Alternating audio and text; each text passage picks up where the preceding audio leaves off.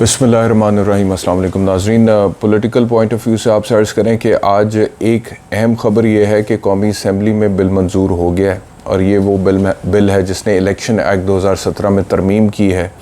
और इस तरमीम के नतीजे में मियाँ नवाज़ शरीफ और जहांगीर खान तरीन साहब की जो नाअहली है उसकी मुद्दत 5 साल पे अब ये लोग ले आए हैं और इन्होंने ये कह दिया है कि जो भी नाअहली 62(1)(f) में होगी, जैसे कि मियाँ नवाज़ शरीफ की हुई थी और जहांगीर तरीन की हुई थी, उसकी ताहयात नाअहली नहीं होगी, वो 5 साल तक की नाअहली होगी। और अब इसको सेनेट तो पहले ही अप्रूव कर चुके हैं और अब नेशनल असम्बली से भी अप्रूव हो गया है। तो ये अब मियाँ नवाज़ शरीफ साहब की और जहांगीर खान तरीन की जो सियासत में वापसी है उसकी राह हमवार हो चुकी है और इसके ज़रिए से अब दोबारा उनकी वापसी का रास्ता खुल गया।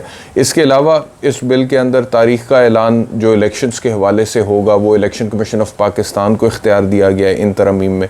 अच्छा, दूसरा एक और जो अमेंडमेंट की गई है वो ये है कि जो इलेक्शन प्रोग्राम है, इलेक्शन कमीशन ऑफ पाकिस्तान उस इलेक्शन प्रोग्राम में और उसकी तारीख़ में और उसके शेड्यूल में तरमीम कर सकता है। ये मेरे ख़्याल में दुरुस्त नहीं है, because election commission of Pakistan जो है उसके जो हालात और वाक़यात हैं वो तो हमने देख लिए हैं और वो कितना का तगड़ा इदारा है वो भी हमने देख लिया और चीफ़ इलेक्शन कमिश्नर का जो रोल है वो भी हमने देख लिया है। तो सिर्फ इलेक्शन कमीशन ऑफ पाकिस्तान को सोली ये राइट देना कि वो अपनी मर्ज़ी से अपने सवाबदीद में जब चाहे जैसे चाहे वो इलेक्शन की तारीख़ में या उसके शेड्यूल में या उसके प्रोग्राम में कोई तब्दीली कर ले, तो ये मुनासिब नहीं है। इसके कुछ पैरामीटर्स होने चाहिए, उन पैरामीटर्स के अंदर रहते हुए इलेक्शन कमीशन ऑफ पाकिस्तान को काम करना चाहिए। अगर तो वो साइलेंट पैरामीटर्स हैं तो और बात है, लेकिन वो स्पेसिफिक होने चाहिए, क्योंकि साइलेंट को फिर डिफ़ाइन करना पड़ेगा, उसकी तशरीह के लिए फिर सुप्रीम कोर्ट ऑफ पाकिस्तान में जाना पड़ेगा। तो देखना यह है कि ये जो सवाबदीद दी गई है इलेक्शन कमीशन ऑफ पाकिस्तान को, ये महदूद है, कुछ स्पेसिफिक सर्कमस्टांसिस में है, या ये लामहदूद है। क्योंकि अगर ये लामहदूद है तो फिर मेरी नज़र में ये दुरुस्त नहीं है और उसके लिए उससे फिर अबहाम पैदा होगा और वो फिर एक अनब्राइडल्ड किस्म की पावर दी जाएगी इलेक्शन कमीशन ऑफ पाकिस्तान को और उसको फिर सुप्रीम कोर्ट को दोबारा देखना पड़ेगा और उससे फिर आने वाले दिनों में मसाइल पैदा हो सकते हैं। तो एक तो ख़बर ये है कि मियाँ नवाज़ शरीफ जो है उनकी वापसी की राह हमवार है, जहांगीर खान तरीन की वापसी की राह हमवार है। मियाँ नवाज़ शरीफ दुबई पहुंच चुके हैं। ख़बर ये भी आ रही है कि दुबई की जो हुकूमत है उसकी तरफ से उनको कोई स्पेशल प्रोटोकॉल दिया गया है। उनके जो दामाद हैं इसहाक डार के बेटे अली डार, उनकी रिहाइश का एमिरेट्स हिल में मियाँ नवाज़ शरीफ क़याम कर रहे हैं। ख़बर ये भी है कि रॉयल फैमिली के साथ दुबई की जो है और बिज़नेस कम्युनिटी के साथ उनकी मुलाकातें वहाँ पर होनी है। और ख़बर ये भी है कि मियाँ नवाज़ शरीफ ने दुबई से अब अबू धाबी जाना है, अबू धाबी से सऊदी अरेबिया जाना है, सऊदी अरेबिया से वापस दुबई आना है और दुबई में ही वो अपनी ईद मनाएंगे।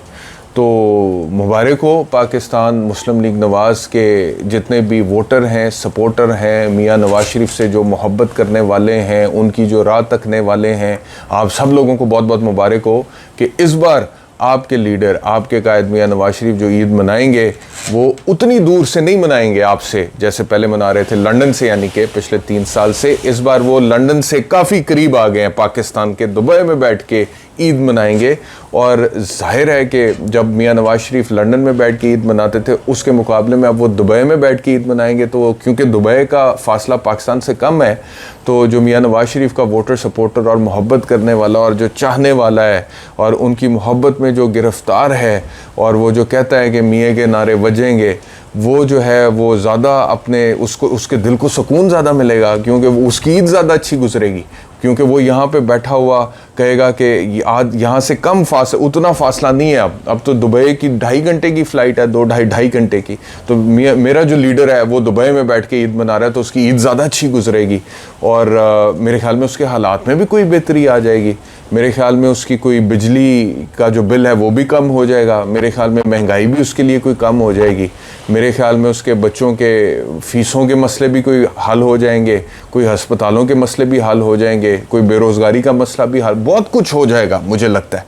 तो बहुत बड़ी ख़बर है पाकिस्तान मुस्लिम लीग नवाज़ के कारकुनान के लिए, मियाँ नवाज़ शरीफ के चाहने वालों के लिए कि मियाँ साहब दुबई पहुंच चुके हैं और इस बार वो दुबई में बैठ के ईद मनाने जा रहे हैं, और दुबई से अब जब उनका दिल धड़केगा पाकिस्तान में अपने चाहने वालों के लिए, तो उस दिल की धड़कन की जो वो क्या कहते हैं उसकी जो आवाज़ है वो मियां नवाज शरीफ के सपोर्टर्स ज़्यादा करीब से महसूस कर सकेंगे।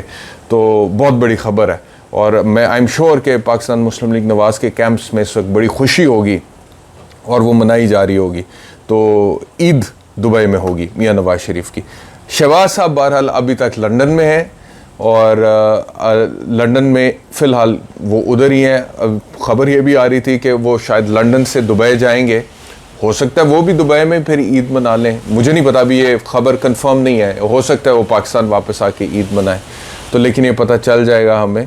और दुबई में अब हो क्या रहा है, दुबई में ये हो रहा है कि इस वक्त मियां नवाज शरीफ की वापसी का जो रोड मैप है उसको वो प्लान किया जा रहा है कि मियां साहब ने अब वापस आना है, तो मियां साहब ने कैसे वापस आना है, जो कानूनी उलझने हैं उनको सुलझाना कैसे है। ये एक तो मामला तय हो गया ना आज के, जी वो 5 साल की नाअहली के हवाले से लेजिस्लेशन हो गई, बिल पास हो गया, तो अब वो नाअहली ताहयात तो ख़त्म हो जाएगी, राह हमवार होगी।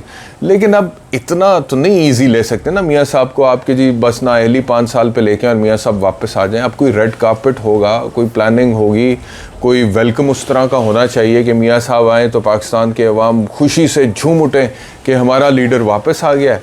और अब जो है दोबारा पाकिस्तान जो है उसमें वो जो रिकवरी है, जो डैमेज हुआ है पिछले 1-1.5 साल में या इमरान खान के दौरे हुकूमत में, वो रिकवर होना शुरू हो जाएगा। तो उस रोड मैप में अब ये देखा जा रहा है कि मियां साहब की जो वापसी है उसको अपीलिंग कैसे बनाना है पाकिस्तान की अवाम के लिए।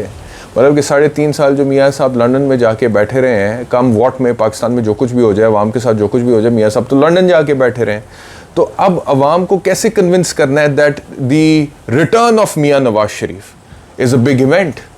कैसे कन्विंस करना है अवाम को, कैसे उनके अंदर वो एक्साइटमेंट पैदा करनी है कि मियां नवाज शरीफ की जो वापसी है ये एक बड़ा वाक़या है, ये एक बड़ा वाक़या है, और इसको सेलिब्रेट करें, इसको मनाएं। इसके ऊपर काम हो रहा है, और कुछ टेक्निकली भी काम हो रहा है, पॉलिटिकल पॉइंट ऑफ व्यू से भी काम हो रहा है। केयर टेकर सेटअप के आने के बाद कितनी देर बाद मियां नवाज शरीफ की वापसी होगी, केयर टेकर सेटअप आएगा, वो मामलात को संभाल नहीं पाएगा, मईशत का और सत्यानाश अगर करता है तो लोग और ज़्यादा परेशान होते हैं। तो शायद वो एक बेहतर मौका या लम्हा होगा मियां नवाज शरीफ की वापसी का, और फिर शायद ज़्यादा जोश से मियां के नारे बजेंगे। तो इस वजह से ये सारी बातों पे इस वक्त पाकिस्तान मुस्लिम लीग नवाज़ के जितने भी ब्रेन्स हैं वो काम कर रहे हैं, और मियां नवाज शरीफ की किचन कैबिनेट काम कर रही है, और मियां साहब दुबई आ चुके हैं। और वो जो लेवल प्लेइंग फील्ड की वो बात करते थे, मेरे ख्याल में काफ़ी हद तक की उनकी ख्वाहिशात जो हैं वो पूरी भी हुई हैं।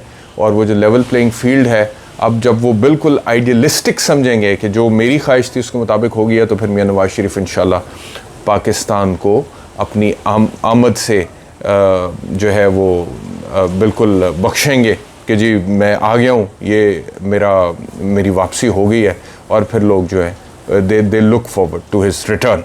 तो ये है जी अभी तक का प्लान मियां नवाज शरीफ साहब का, और जैसे जैसे मज़ीद डेवलपमेंट्स होंगे आपको बताएंगे। बहुत शुक्रिया वीलॉग देखने के लिए, अपना ख्याल रखें।